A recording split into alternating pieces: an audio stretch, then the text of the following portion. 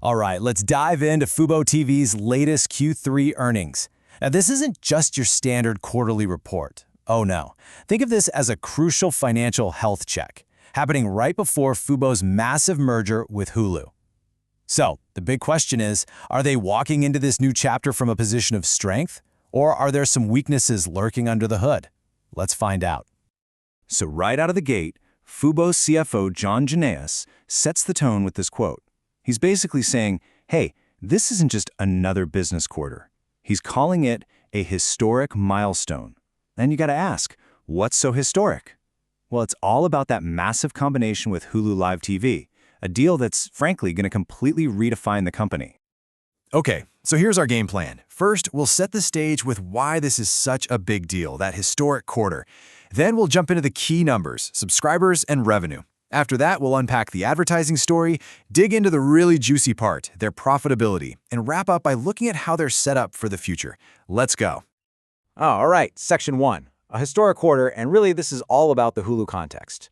You just can't make sense of any of these numbers without talking about the elephant in the room, that massive deal with Hulu's live TV service. I mean, this move completely changes the game for Fubo. Okay, and this is a really, really important point. Every single number we're about to look at is for Fubo on its own, before the Hulu deal was finalized. So what that gives us is this perfect, clean snapshot. It's a baseline, you know? It lets us see exactly how healthy Fubo's core business was right before it teamed up with a giant like Hulu. Okay, on to the main event, the top-line numbers. Let's look at the subscriber and revenue snapshot. Basically, how did Fubo do when it comes to getting people to sign up and, pay the bills? So in North America, revenue clocked in at $368.6 million. Now, that's actually down just a tiny bit, about 2.3% from last year. And yeah, anytime you see a decrease, it kind of makes you go, But hold on, because that's only half the story. Let's look at the other side of the coin. And boom, here's the good news. They hit 1.63 million paid subscribers in North America.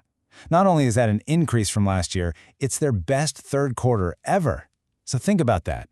Even though the total revenue dipped a bit, they're clearly getting more and more people onto the platform, which is exactly what you want to see. This little table here really puts it all into perspective, right? You can see just how much of a powerhouse the North American market is for them. It's the main engine, driving almost all the revenue and subscribers, while the rest of world segment is, well, it's much smaller. Next up, let's talk ads. And this is a really interesting one, kind of a tale of two trends. The CFO laid it out pretty clearly.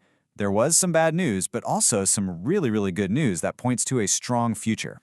So the top-line number for advertising revenue was $25 million. And again, that number was down, about 7% compared to last year. But the CFO didn't shy away from it. He was pretty upfront about the reasons why. Okay, this slide breaks it down perfectly. On the one hand, you have the headwinds, the reasons for that 7% drop. It was mostly due to some one-off things like losing certain ad content they had last year. But then you look at the tailwinds, and this is where it gets exciting. Future ad commitments, up 36%. Those new ad formats, like when you pause the show, growing like crazy, over 150%. And get this, nearly a third of their advertisers are brand new to Fubo. So yeah, the headline number is down, but the underlying business looks really, really strong. All right, now we get to what I think is the real story of this quarter, profitability. We've talked about revenue, we've talked about subscribers, but the million-dollar question is, are they actually making any money? Let's check out the bottom line. I mean, think about it. After they spend all that money on sports rates, which are crazy expensive, and all the marketing and tech, what's actually left over? Are they just burning through cash, or have they finally figured out how to turn a profit? And whoa, look at this. The progress here is absolutely stunning. Just a year ago, they lost almost $55 million. This quarter, they cut that loss all the way down to less than $19 million.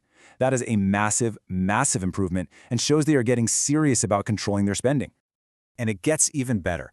Let's talk about adjusted earnings per share. Now, adjusted just means they pull out some one-time accounting stuff to give you a clearer picture of the core business. And look at that, they were actually positive, 2 cents per share. Compare that to a year ago when they were losing 8 cents. That is a huge swing into the black. Here's another big one for you. Adjusted EBITDA. It's just another way to look at how profitable the main business is. And it was positive, plus $6.9 million. To put that in perspective, that's a $34 million turnaround from this time last year. Just incredible. Now, what's so important about this is that it's not a one-time thing. This is the second quarter in a row that they've pulled this off. That's not a fluke, that's a trend. And it really backs up what the CFO was saying about their cost discipline and having a business model that can actually scale up and make money. Okay, last section. We're looking at how they're building for the future, and this is all about cash and confidence. Because, a company can look profitable on paper, but if they're running out of cash, it doesn't matter. Cash is king, right? So let's see what their bank account looks like. So their cash flow is a little bit negative for the quarter, sure, but look at the bigger picture here. FuboTV is sitting on over $280 million in cash. That is a huge safety net. It's a really solid foundation to build on. Plus, the CFO mentioned that their expenses are getting really close to matching their revenue, which is just another sign that they've got their spending under control. And really, this final quote from the CFO just wraps everything up perfectly. He's saying they're heading into this next phase, the Hulu phase, as a stronger, bigger player. They're ready to deliver sustainable profits and value. The story he's telling is crystal clear. They got their house in order, and now they're ready for the big leagues. So that leaves us with the one big question hanging in the air. We've seen FuboTV show some incredible discipline to get its costs under control and hit profitability by itself. Now you add the insane scale that comes with the Hulu deal. Is this it?